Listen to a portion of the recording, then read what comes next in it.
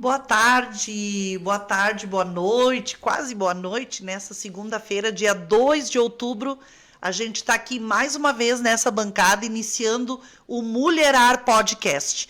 E hoje, como o tema está quentinho, não poderia ser diferente, nós vamos falar sobre a eleição do Conselho Tutelar, que aconteceu no dia de ontem, dia 1º de outubro, eleição nacional, onde todas as cidades do Brasil elegeram conselheiros e conselheiras tutelares. E nós temos uma grande convidada aqui, que é a Loreni de Góes, reeleita para o 3º mandato de conselheira tutelar aqui na nossa cidade de São Leopoldo. O convite foi feito antes do resultado da eleição, mas é uma alegria nós estarmos aqui hoje recebendo ela, que foi reeleita, né, para mais um mandato, para falar da experiência das mulheres que estão à frente de uma função como essa, que é a defesa e o cumprimento do Estatuto da Criança e do Adolescente.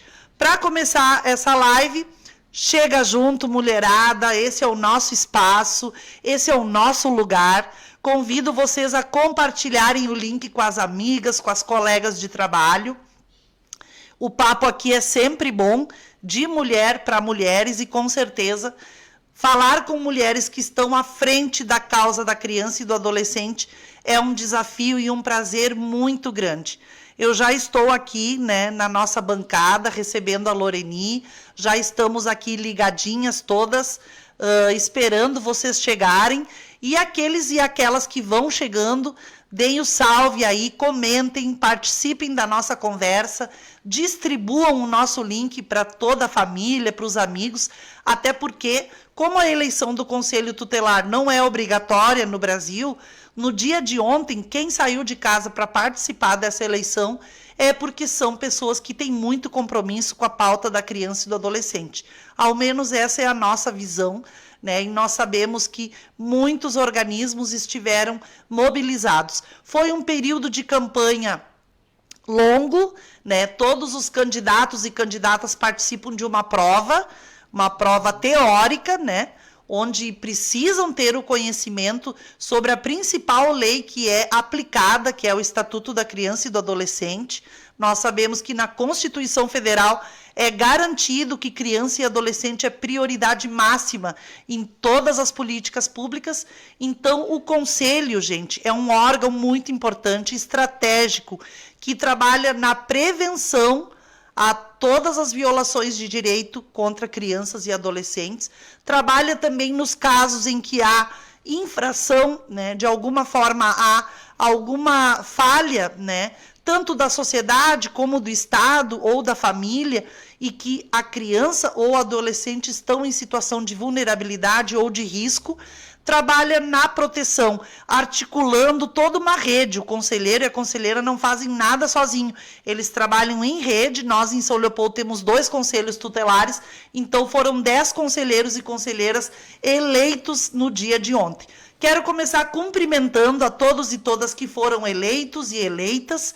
A maioria, pelo que eu percebi, são mulheres conselheiras, e isso diz muito também desse perfil do cuidado que nós temos conosco, e também cumprimentar aos não eleitos pela grande votação, né, que todos e todas fizeram, se colocando à disposição de uma tarefa que eu considero assim muito desafiadora. Eu que sou educadora, fui diretora de escola, a gente lidou durante muitos anos com questões que envolvem a criança e adolescente, e para nós da rede de educação, o Conselho Tutelar é um órgão muito importante, ele é estratégico, ele é muito colaborativo no sentido da escola com a família, né? Para nós é um órgão que a gente chama e que busca saídas de forma conjunta. Então, sem mais delongas, né, abrindo aqui esse espaço maravilhoso, e lembrando que a gente está ao vivo no Facebook, estamos ao vivo no YouTube também, e quem não conseguir acompanhar agora, pode depois ouvir dentro das plataformas de podcast. Começando então essa noite, quero agradecer a ti, Loreni, né, mais conhecida como Lore, a gente chama ela carinhosamente de Lore, a Loreni de Góes, que está aqui comigo hoje, reeleita conselheira tutelar para o 3º mandato. Ela tem uma longa caminhada na área da criança e do adolescente, que começou lá nas pastorais, né, que teve todo um processo de formação dentro das promotoras legais populares, da vida comunitária, né? Ela mora na Vila Brás, tem uma integração muito grande com o território. Lori, muito obrigado por estar aqui, desde já parabéns pela tua reeleição, e eu vou abrindo já o espaço para que tu te apresente, né, e fale para as pessoas quem é a Lori, como é que é essa história, né, que tu tens contigo na tua trajetória, a defesa da causa da criança e do adolescente, como foi essa experiência de 2 mandatos como conselheira, né, porque como é que tu te sentes enquanto conselheira tutelar diante dos desafios que estão apontados aí na sociedade na defesa da infância. Lori. Boa tarde a todos, boa tarde a todas, boa tarde, Ana, obrigada pelo convite. É um prazer estar aqui contigo, né, numa pauta tão importante que é o Conselho Tutelar. Muitas pessoas não sabem a importância, mas hoje o Conselho Tutelar, eu entendo, às vezes, ser mais importante que o mandato vereadora, minha companheira, porque a gente faz prova, a gente passa por todo um processo, né, a gente realmente luta pela garantia dos direitos. Mas trazer para a comunidade em geral um pouquinho da minha história, da onde eu venho e como eu cheguei aqui no Conselho Tutelar. Então, eu sou oriunda do interior do estado, como muitas, né, chegam a São Leopoldo em busca de melhores condições de vida. Então, eu nasci em Porto Lucena, bem no interior, na fronteira. De Porto Lucena, então, eu fui para Alecrim, me criei na cidade de Alecrim. De Alecrim, eu fui a Santa Rosa, né, onde foi minha infância maior em Santa Rosa. E lá, um momento, meu pai entendeu da importância de buscar uma qualidade melhor de vida. A gente veio de uma família muito carente, né, pobre, né, com várias dificuldades financeiras, e viemos, então, em busca de melhores condições em São Leopoldo. Chegando em São Leopoldo, fomos logo residir na Vila Brás, onde no momento que chegamos, a vulnerabilidade era tão grande que não tinha água, não tinha esgoto, não tinha luz, era os famosos gatos, então, que tinha no território, né? E ali começamos a trabalhar na comunidade com a Pastoral da Criança, onde várias famílias que encontravam-se com uma vulnerabilidade muito grande precisavam de um suporte, muitas vezes, da Pastoral da Criança, para que, a partir dali, ela pudesse, então, ter uma qualidade de vida através de um suplemento alimentar, porque a gente pesava as crianças, esse peso, então, era passado para a diocese, e a partir dali se construía políticas públicas via Igreja Católica, né? Então, para a gente poder realmente estar auxiliando essas famílias. Então, a partir dali, a comunidade entendeu a importância de ter um representante do Conselho Tutelar. Me convidaram, então, para participar do Conselho Tutelar. Naquele momento, eu disse, como assim eu participar do Conselho Tutelar? Né? Eu não sei fazer isso, o que é o Conselho Tutelar? Não tinha conhecimento. Não, vou estudar, passar na prova, depois a gente vê como é que faz. Isso lá em 2005, 2006. Começamos a... Tá mais pertinho, tá bom o som? Um pouquinho mais pertinho, né? Já vi que ela tá Então, começamos essa preparação lá em 2006, 2007, né? Para estar pensando no Conselho Tutelar. Na época, né, eu acho que a Ana lembra, o companheiro baiano, um grande liderança lá da Vila Brás, né, ele e a Neuzinha da Brás, então me convidaram e a gente construiu um espaço para a gente poder ser conselheiro tutelar. Estudamos, passamos na prova e fomos à eleição. Quando eleita fomos, então, em 2006, para minha surpresa, chegando no Conselho Tutelar, não sabia que São Leopoldo tinha 2 conselhos tutelar. Não sabia como é que era essa divisão de conselho, porque o Conselho Tutelar se divide através do Rio dos Sinos. Então, do Rio dos Sinos até a divisa com Portão, atende a região norte. Do Rio dos Sinos até lá o Morro do Paula, atende a região centro. Isso não quer dizer que a gente é eleita para trabalhar na região. A gente é conselheiro tutelar de São Leopoldo. Da cidade toda. Da cidade toda. Mas a gente tem essa divisão que 5 conselheiros ficam na norte e 5 no centro. Então, essa experiência lá em 2006 começou a trazer essas dimensões de como era o Conselho Tutelar. Na época, o nosso secretário de Assistência Social, que Deus o tenha, Charles, né? O Charles Frank, ele traz, então, várias situações do Conselho Tutelar, juntamente com o Fábio Bernardo, com o Hildo, e a gente começa, então, a trabalhar isso no Conselho Tutelar. E a gente não conhecia nada de política pública, né? E naquele momento também, Fábio Bernardo, nunca esqueça, a gente traz muito presente isso, que ele traz para os conselheiros a diferença, o que é CRAS e o que é CREAS. Né? Que também a gente não tinha, o que é isso, da onde surgiu isso? E aí ele nos traz que o CRAS ainda o vínculo está fragilizado, mas não está rompido. E o CREAS, o vínculo com criança e adolescente já está rompido. Ou com a família está rompido. Então a gente começa a trabalhar isso lá em 2006. Então entramos no Conselho em 2007, começamos a apropriar da política pública, de como é que a gente trabalha essa prevenção, como é que o Conselho Tutelar age. E fomos até 2010. Naquele momento o conselheiro podia ficar 3 anos. Não tinha a lei para 4 anos, eram 3 anos, como a recondução. Não fui a recondução, né? Então fui estudar, fui me formar, fui me aperfeiçoar, né, um pouco na situação da qual eu estava presente no conselho. Fui fazer serviço social, né? Fui fazer serviço social, me formei em 2012 e na formação do serviço social entendi que cada vez mais a importância de estar inserida na comunidade, né? Então, a partir dali a gente começa a trabalhar mais focado então nos direitos da criança e adolescente, né? Como a política pública realmente deve ser, numa prevenção, num acompanhamento. E aí trago minha filha, né, que a Giovana vem presente muito na área social, ajudar a gente naquele momento também de política pública, de trabalhar na comunidade. Aí começamos a conhecer os serviços de convivência, o Grupo Explosão da Dança, que hoje faz trabalho de prevenção, a AMEP no território. E começamos, a partir dali, pensar como é que o Conselho Tutelar pode estar inserido nas comunidades. Saio do Conselho Tutelar, então, com toda essa bagagem e vou seguindo a vida, né? Então, trabalho no acolhimento institucional, trabalho como diretora técnica da Proteção Especial do Estado, onde coordenava 34 abrigos em Porto Alegre. Retorno para São Leopoldo. Então, assumo também, em algum momento, a habitação em Novo Hamburgo, né, como diretora de habitação em Novo Hamburgo, trabalhando sempre na base, sempre com pessoas em vulnerabilidade social grave. Uhum. Retorno, então, a São Leopoldo, em 2017, e sou convidada para me desafiar a trabalhar no albergue municipal de São Leopoldo. Nunca tinha trabalhado com população adulta de rua. É um trabalho totalmente diferente da área da criança e adolescente, mas, ao mesmo tempo, trabalho muito próximo. Quando chego no albergue, me surpreendo que lá em 2007, crianças que eu atendia no Conselho Tutelar estavam dentro do albergue.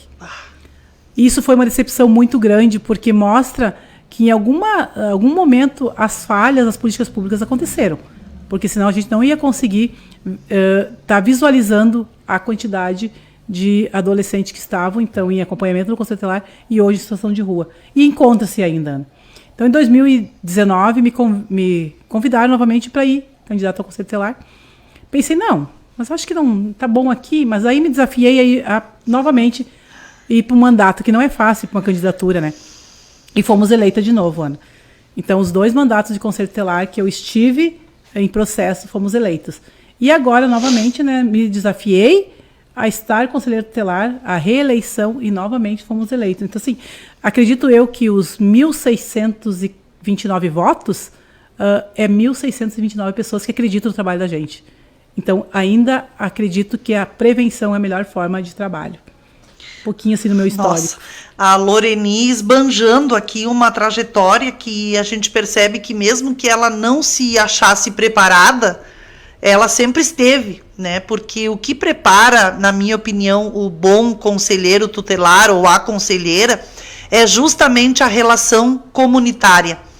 As lideranças que têm relação com a base na periferia, que conhecem os organismos, que transitam, né, conhecem a rede, conhecem as leis, porque a prova nada mais é que uma classificação do teu conhecimento teórico, a quantas anda a tua compreensão sobre a legislação, sobre o ECA, que é o que tu vais defender, o que tu vais aplicar. Mas a prova por si só, ela não diz tudo, se a liderança está preparada para o exercício dessa função. Eu acredito que os espaços onde tu passaste, coordenando albergue, inclusive na academia, né, o serviço social com certeza te ajudou muito, a compreensão, né, a visão de mundo que também as comunidades eclesiais de base trazem, né. Eu lembro que eu te conheci, Lori, nesse período da pesagem de crianças lá na Vila Brás, inclusive a Lilian, que foi presidenta do Hospital Centenário, eu conheci a Lori e a Lilian nesse período. Eu fui um dia a convite da Lilian visitar um núcleo da Pastoral da Criança na Vila Brás, e aí chego lá na Leopoldo Vazum, numa associação, A Lore, a Lilian, várias mulheres da Pastoral da Criança, pesando as crianças naquele dia, que tinha o dia da pesagem. Sim. E a partir da pesagem, elas avaliavam o nível de desnutrição das crianças ou não. E elas traziam lá aquele composto, né, que era distribuído para as famílias. Isso foi lá no início da minha trajetória como vereadora, se não me engano, no primeiro mandato, talvez de 2005 a 2008. E a gente lembra o que era Vila Brás naquela época, né? Nós não tínhamos os investimentos que existem hoje na área da habitação, calçamento, saneamento. Então, eu tenho essa referência, lembrei hoje disso agora quando tu contaste, e foi um trabalho extraordinário. Aliás, a Pastoral da Criança, né, tem aquela liderança nacional falecida que deixou esse legado todo, Zilda, né? E que é uma construção de cuidado, né? Uma construção de proteção. O acesso ao alimento talvez seja um dos principais direitos, né?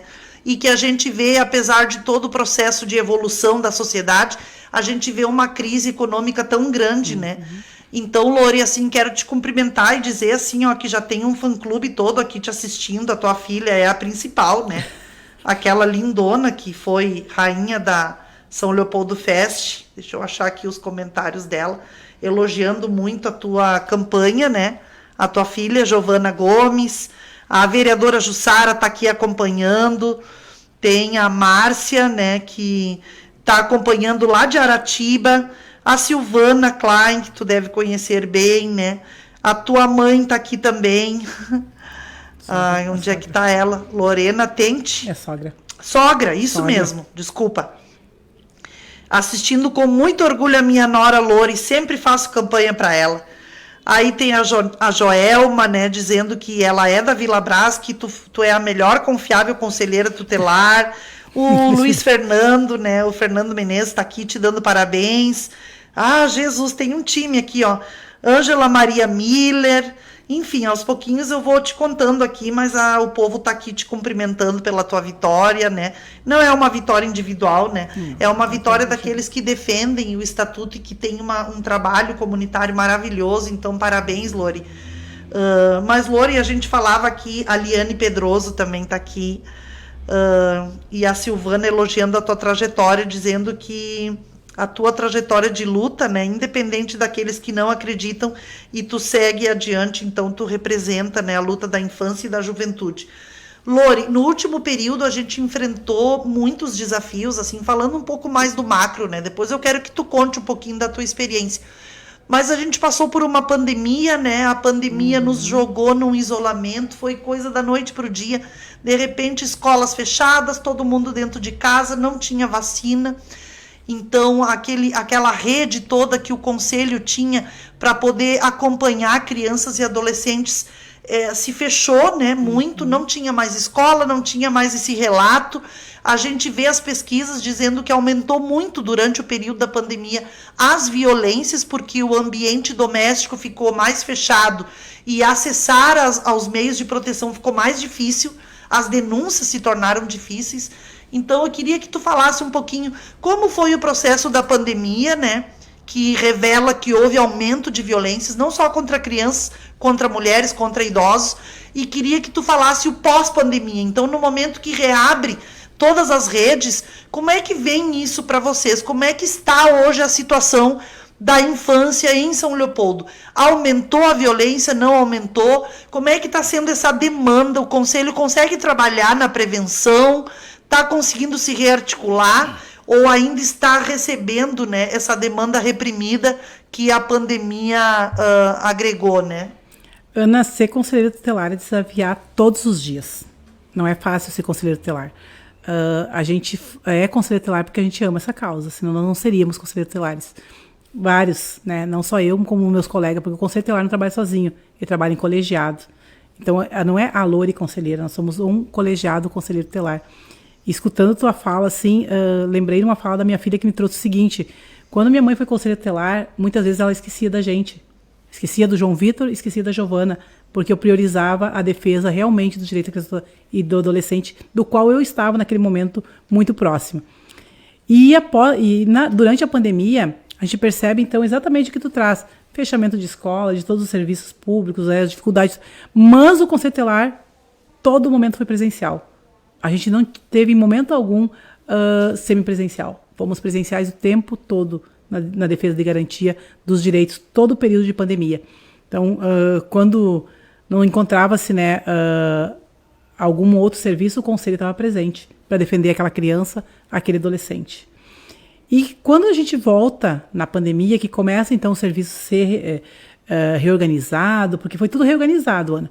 Precisou na pandemia a escola se organizar, precisou trazer materiais e equipamentos tecnológicos para as crianças, precisou pensar no Chromebook, precisou pensar várias outras estratégias para que essa criança continuasse minimamente sendo assistida.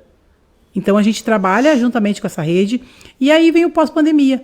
E aí começa toda a violência que por 2 anos ficaram ceifadas. Muitas vezes as crianças, aonde que é o momento que a criança traz a situação, é na escola, é no serviço de convivência, é no território. E com o momento da pandemia, isso se fechou. E após pandemia vem crianças violentas, crianças trazendo situação de abuso, crianças sendo negligenciadas, e vem todo um histórico de 2 anos, que não foi pouca coisa, né? Foram 2 anos que essas crianças sofreram muita violência.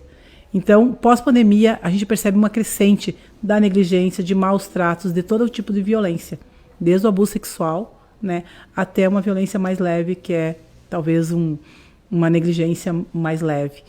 E com isso tudo percebemos que as políticas públicas nossas, hoje no território, elas foram direcionadas para um outro olhar, onde a prevenção não é o principal. E quando tu não trabalha a prevenção, tu gasta muito na parte que tu trabalha mais quando o vínculo está rompido, que é numa especial, né? Numa situação especial, que é num CREAS, que é num acolhimento institucional. E muitas vezes as crianças, às vezes os pais não trazem, o conselho só serve para retirar a criança. Não, o conselho protege a criança. Se acontece da gente, muitas vezes, precisar encaminhar uma criança para um serviço de acolhimento, é porque todas as negligências possíveis aconteceram. Todas as violações de direitos já estão postas. Senão a gente não faz isso. A gente trabalha sempre na prevenção, juntamente com o CRAS, juntamente com a escola, juntamente com o serviço de convivência. Então, é onde os espaços onde as crianças identificam a situação de violência para esses profissionais. E que somos acionados daí a partir dessas denúncias, a partir de uma denúncia do relato da comunidade, a partir de um Disque 100, a partir de presencialmente no Conselho Tutelar. Então, essas denúncias do Ministério Público, do Judiciário. Então, a gente trabalha numa rede, e essa rede toda nos traz demandas para o Conselho Tutelar. Muitas vezes a gente fica pensando, mas algum órgão não consegue, mas o Conselho resolve. E a gente não é super, né, Superman, super Mulher Maravilha, né? A gente é seres que precisa da rede para trabalhar. Porque se não tivermos a rede para trabalhar em conjunto, a gente não consegue avançar. Então, isso a gente precisa deixar claro para a comunidade, que hoje as políticas públicas, por mais que a gente tenha, Ana, aí uma política pública de congelamento de 20 anos da educação, né? A gente tem congelamento da saúde, a gente tem várias situações da qual muitas vezes a comunidade não tem conhecimento, mas da importância de se trazer isso principalmente para nossas crianças e adolescentes, que são quem mais sofre com a situação de todo esse contexto de políticas públicas, de retrocesso que se teve, de avanço que se teve, mas que a gente precisa, quanto Ana, quanto vereadora, quanto comunidade, pensar qual é a melhor forma que nós temos hoje para estar auxiliando essas famílias lá no território. Nós passamos por um período assim que em nível nacional houve o congelamento dos investimentos na área da educação por 20 anos, na área da saúde. O acesso à vacina foi uma luta, tivemos que brigar para ter o acesso à vacina. Tivemos o fim do Minha Casa Minha Vida. Então, claro, quando se olha lá na ponta a criança e o adolescente que tem a dificuldade, né, de acesso à saúde pública, à educação, que não tem acesso à moradia, né, que vive em condições precárias.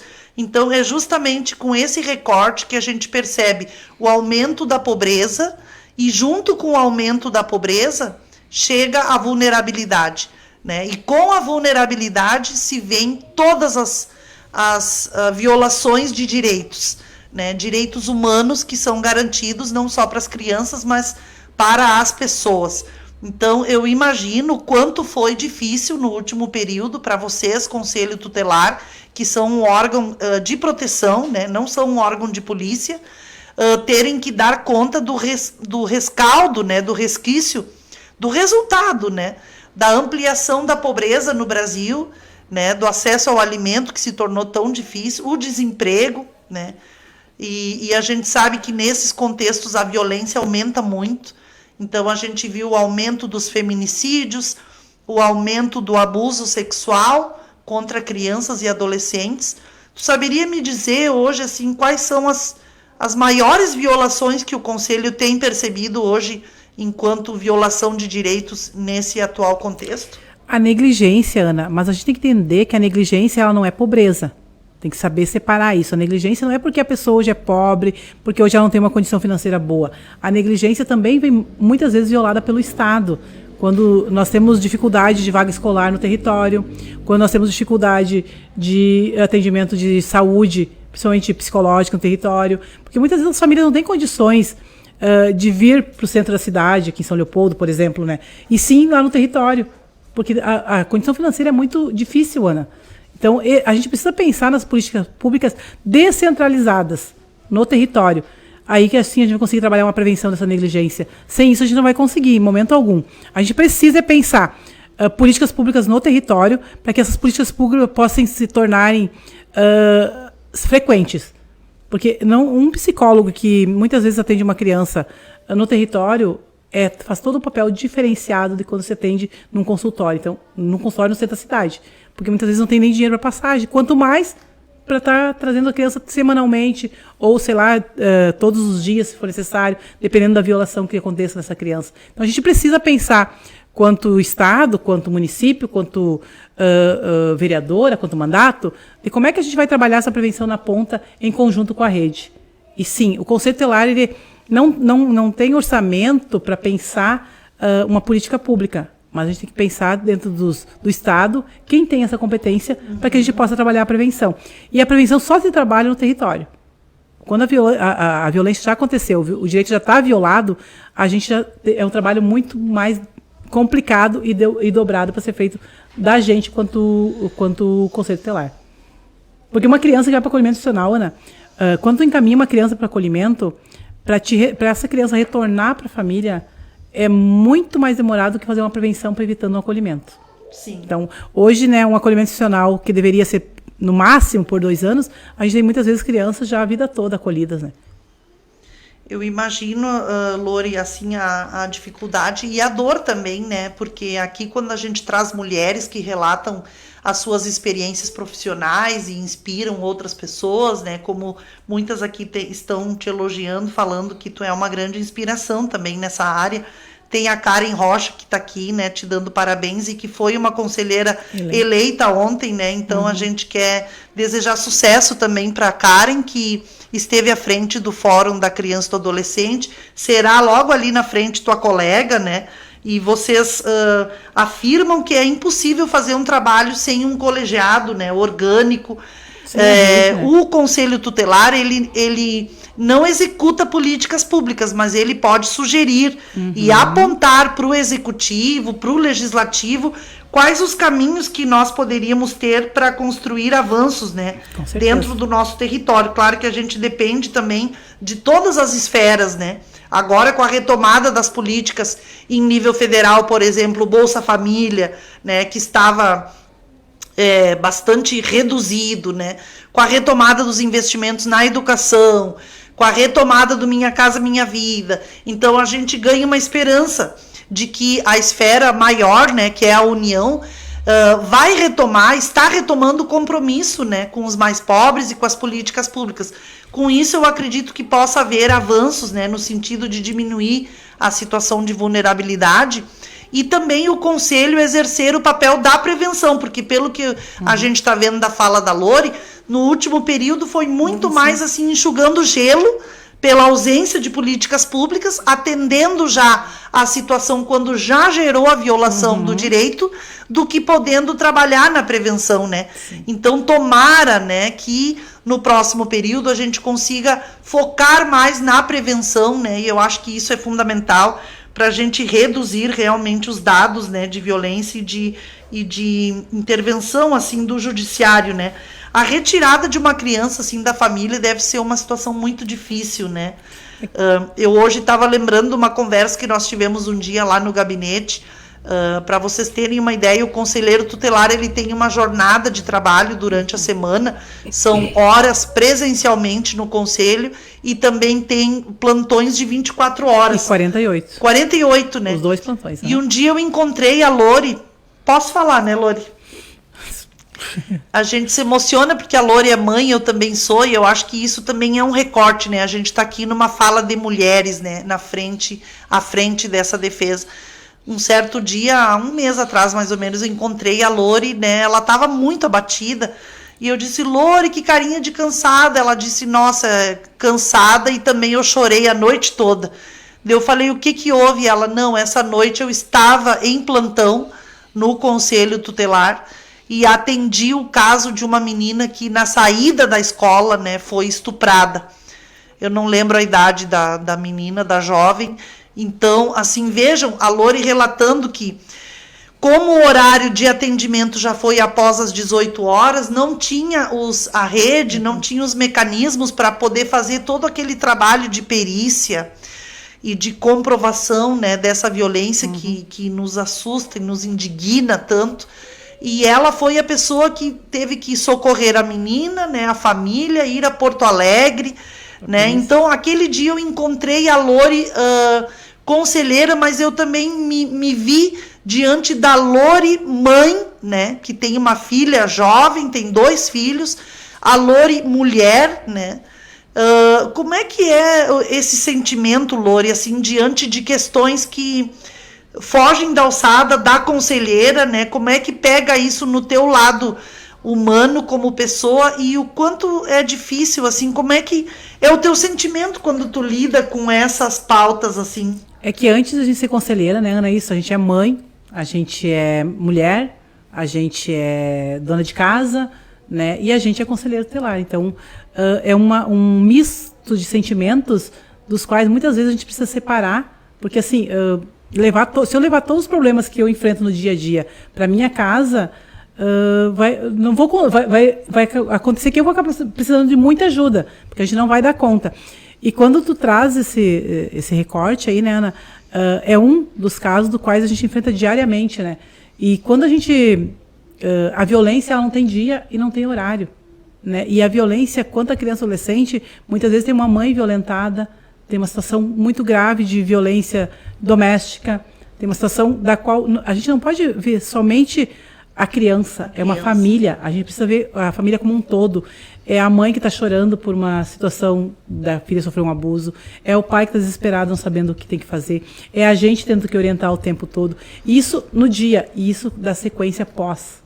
Porque tem que encaminhar para o Ministério Público, tu precisa encaminhar para as políticas públicas de proteção, tu precisa encaminhar para o médico, tu precisa fazer a profilaxia. Então, assim, é um conjunto, a gente não consegue desvincular um único atendimento. Um único atendimento demanda, às vezes, 2, 3 dias de encaminhamento para a rede. E aí depois o conselho segue acompanhando até os 18 anos, né? Então, quando tu trazes esse fato, Ana, como outros, né, a gente sabe que tem situações das quais a gente, muitas vezes, tem colegas que acabam saindo do conselho tutelar por não dar conta da demanda. A gente teve colegas que chegou na residência, a mãe estava enforcada porque descobriu que a filha estava sendo abusada pelo companheiro. Enfim, essas situações das quais a gente não traz relato, né? A sociedade muitas vezes não sabe disso, porque ele é muito interno. Mas as coisas que acontecem de violação de direito, elas são muito graves. E a gente precisa, Ana, quanto mulher, quanto mãe, quanto conselheira, também ter o suporte. Porque sem o suporte a gente não consegue dar conta. E muitas vezes a gente que vai para a rede pedir suporte. Como é que vamos conduzir a situação? Porque foge muitas vezes da alçada somente do conselho. Por isso o colegiado tem que ser potente, a gente precisa da rede potente, porque essas violências, elas acontecem na madrugada. Essas violências acontecem no entardecer, acontecem durante o dia. A gente tem falado muito com a doutora Michele, que é a nossa delegada da DEAN, da importância de nós ter a Delegacia da Mulher 24 horas, da importância de que a gente tenha um CRAI em São Leopoldo, para não precisar estar indo a Porto Alegre, da importância de ter todos esses serviços de proteção. Porque quando tu vai para o CRAI, se tu chega lá no CRAI, no Palácio da Polícia em Porto Alegre, e existe uma situação de um óbito, por exemplo, tu tem que esperar. Essa criança está violentada, precisa esperar às vezes 2, 3 horas. Então, assim, muitas vezes sem comida com a criança, a gente já quando sai com kit, né? No carro do conselho de alimentos, de água, porque às vezes tu não sabe quanto tempo tu vai ficar com essa criança numa outra cidade, num outro espaço. Então, tem que ter toda uma sensibilidade para ter um olhar cuidadoso, para não violentar mais. A criança já foi violentada seus direitos, né? Cada vez que atende um chamado, aquele caso desdobra em 24, 48 horas de trabalho efetivo, né? Não é um trabalho policial, é um trabalho de proteção e muitas vezes, infelizmente, né, a gente sabe que crianças e adolescentes que sofrem uma violação de direito grave, como é o estupro, um abuso sexual, elas são revitimizadas logo ali na frente, quando chegam em busca de serviços adequados para aquele atendimento. E a gente precisa, né, desmistificar que conselho tutelar ele não é polícia de criança. Sim. Porque a sociedade ainda entende que o conselho tutelar é polícia. Tem pessoas que têm medo, né, do conselheiro. Então, isso a gente precisa desmistificar. O conselho tutelar ele é proteção, ele não é polícia. E, às vezes, os órgãos de proteção entendem que a gente também é polícia de criança e adolescente. A gente não é polícia. Isso precisa ficar muito claro para a comunidade, dessa dificuldade que a comunidade tem no entendimento qual o papel do conselho tutelar. O conselho tutelar ele é um órgão que acolhe, que encaminha, que protege, que cuida, que orienta os pais.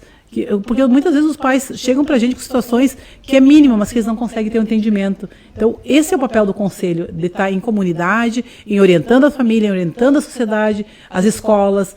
As escolas, às vezes, aconteceu como é que eu procedo? Muitas vezes o conselho tem que orientar a própria rede, porque às vezes não tem entendimento nem a rede do que é o papel do conselho tutelar.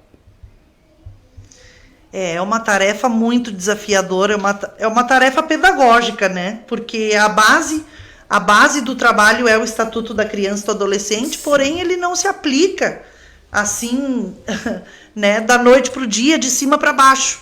Para que haja a aplicabilidade e a compreensão, né, de que há um direito violado, tu precisa ter uma rede toda que tenha esse entendimento, né?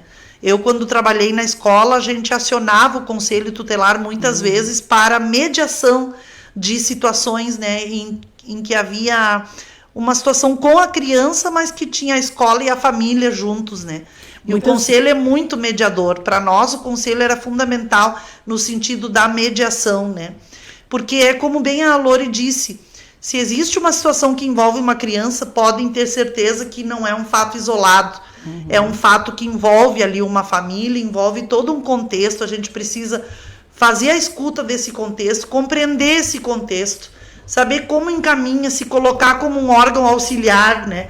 O conselho não interfere na criação que a família adota, na educação, né?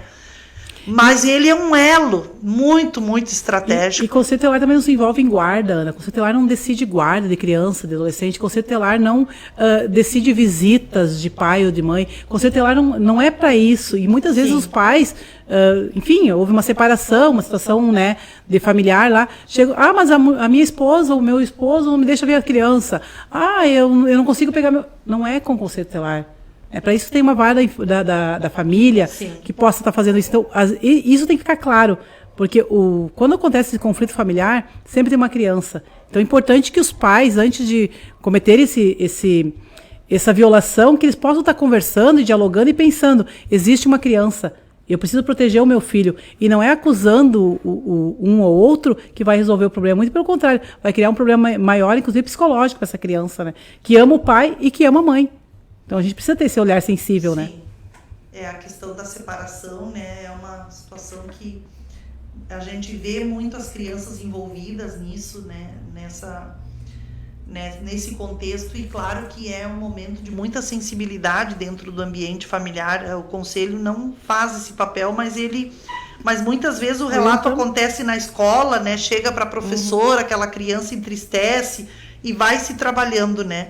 Olha, o nosso tempo vai correndo, ele não caminha, ele corre, né? E eu quero dar uma atenção aqui a algumas pessoas que vieram, a gente já está encerrando aqui o nosso bate-papo. A professora Fernanda, né, de Guaíba, ela está sempre aqui conosco. Quero agradecer aqui a Marilu Rosa, né, te dando parabéns, que é uma pessoa real, ela te admira, né? A Ione também te cumprimentando, a Marieta, né? Necessário estar regularmente levando informações nas escolas sobre os tipos de violência. A Adeli Fernandes, que é também uma conselheira que foi eleita, parabéns, Adeli, está aqui acompanhando. A Jaque Guedes, a Neuza, né, te dando parabéns, a Neuza Figueira Silva. Serviços precisam chegar na base. Joelma Bettinardi, Karen Rocha nos representa também, pessoa de fibra. Nós temos aí mulheres, né, muito fortes envolvidas aí nessa pauta. Legal. E a Rusticane Modas, parabéns para a Lori. Gente, o nosso tempo esgotou, né, praticamente. Foi um papo muito rico, né? A gente quer, assim, trazer sempre nesse espaço, Lori, mulheres, né, que atuam em várias áreas, porque os temas aqui são pertinentes, né, são importantes para nós enquanto diálogo, dar visibilidade também. Eu sempre digo, essa bancada aqui, o Mulherar, ele é o lugar onde eu procuro trazer, né, o nosso mandato, mulheres que estão à frente de muitas áreas. A gente já teve aqui mulheres da gestão pública, mulheres com deficiência, mulheres que pautam o tema do racismo, né? Enfim, hoje aqui uma conselheira tutelar que é mãe, que é mulher. Então, como é importante, né, para a gente ter a compreensão das tarefas, né, que nós estamos envolvidas na sociedade e dar visibilidade. Então, a eleição do Conselho Tutelar foi ontem, mas a nossa tarefa não encerra na eleição, né? Nós, enquanto sociedade, participamos ativamente, fomos lá, votamos, escolhemos candidatos, candidatas. Agora vem aí um novo período, né? A partir de janeiro, não agora, um mandato de 4 anos. E aí, qual é o nosso desafio, gente? Não é guardar o título de eleitor na carteira e esquecer o tema, né?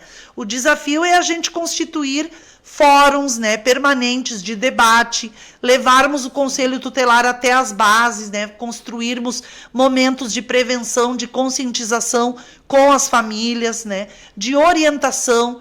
E evidente, nós aqui no campo político, né, eu como vereadora e o Poder Executivo, trabalharmos na produção de políticas públicas que vão ao encontro dessas vulnerabilidades, dessas necessidades que a gente precisa fechar, né, essas rupturas, né, essas aberturas que dão espaço para a violação de direito. Então, nesse sentido, eu quero cumprimentar muito também o Poder Público Municipal, cumprimentar o Condedica, né, que é o órgão, que é o responsável por vocês, né, enquanto conselho, que tem uma atuação fortíssima, tem uma história aí desde a década de 80, né, a nossa rede de proteção. Cumprimento também todas as entidades não governamentais que atuam na defesa do direito da criança e do adolescente, não são poucas, né? Olha, São Leopoldo não é porque a gente é daqui, mas São Leopoldo é uma cidade que ela é referência para todo o estado e para o Brasil, pela rede e pelos organismos não governamentais que têm um compromisso de uma vida, né, Lori? Verdade. E a Lori é uma conselheira que hoje mostrou aqui que tem uma vida dedicada a essa pauta, embora muitas vezes ela nem sabia se era o que ela queria, mas tem coisas, né, Lori, que bate na gente, que são missões que a vida nos dá, né? São desafios que a vida nos traz. E obrigada, Lori, por teres aceito, né, essa tarefa que eu considero tão nobre. Eu entendo que, inclusive, conselheiros e conselheiras tutelares precisam, né, de acompanhamento psicológico. E isso é uma pauta muito importante. Eu já vi muitos conselheiros e conselheiras, boas pessoas, figuras muito comprometidas, que se elegeram para cumprir mandato e não resistiram ao longo da jornada por conta disso, porque lidam com situações que são extremamente difíceis, delicadas. Então, existe aqui também um ser humano, né? Sim. Existe uma pessoa aqui, imagina, uma mãe, um coração, uma vida. Então, é muito importante. A gente quer que vocês estejam fortes, firmes, né, equilibrados emocionalmente, com a saúde mental, né, adequada, tendo todo o suporte também, tendo todo o apoio, a retaguarda, né, porque vocês não vão fazer milagre sozinho, mas nós vamos seguir lutando, né, para que essa pauta não fique no esquecimento só na eleição e que a gente tenha aí um grande mandato para as pessoas que estão chegando nessa área, que é uma área tão sensível, né. Lori, meu muito obrigada. Deixa eu chamar aqui a nossa produção, que a gente, agradecendo sempre, né, o apoio aqui que o pessoal me dá, agradecendo a Duda, né, ao Wagner, que nos dá todo o suporte aqui no bastidor. E a gente vai te deixar aqui umas flores, Lori, tu merece muito. Obrigada. Recebe, assim, de todo o coração. Muito obrigada mesmo pelo teu trabalho. Eu sei que não é fácil, mas é importante esse reconhecimento. Não só a ti, né? Com essas flores eu homenageio, digamos assim, todos e todas que atuam nessa área, né? Que é uma área muito cara pra gente. Então, muito obrigada por toda essa trajetória aí de 20 anos dedicada a essa causa. Parabéns pela reeleição. É sinal de que tu tem um trabalho sério, de muito compromisso, né? E que tu não perca a coragem e nem a ternura, porque tem que ter um pouco de cada, né? Talvez até mais ternura do que coragem, porque essa criança que chega muitas vezes para vocês, o que ela tá precisando mesmo, né? Uma acolhida. É uma acolhida e é uma oportunidade. Obrigada, Lori. Eu agradeço a ti, Ana, agradeço a cada um e a cada uma que esteve ali presente, né, interagindo com a gente. Agradecer a equipe da Ana aqui pelo suporte, né, e dizer o quanto é importante momentos como este, Ana, que possa vir outros momentos em outras oportunidades, que a gente possa falar de outros temas e realmente trabalhar nessa garantia como um todo do direito da criança e do adolescente. Muito obrigada pela atenção e estou à disposição. Obrigada, Lori. Então, gente, um beijão para todo mundo que acompanhou. Não sei se eu consegui ler todos os comentários, mas muito obrigado por terem estado aqui ligadinhos e ligadinhas, né, conosco. A gente volta na segunda-feira que vem com mais um Mulherar, trazendo mais uma mulher que venha, né, abrindo assuntos importantes para a nossa vida aqui nessa bancada. Um beijão, boa semana e até mais.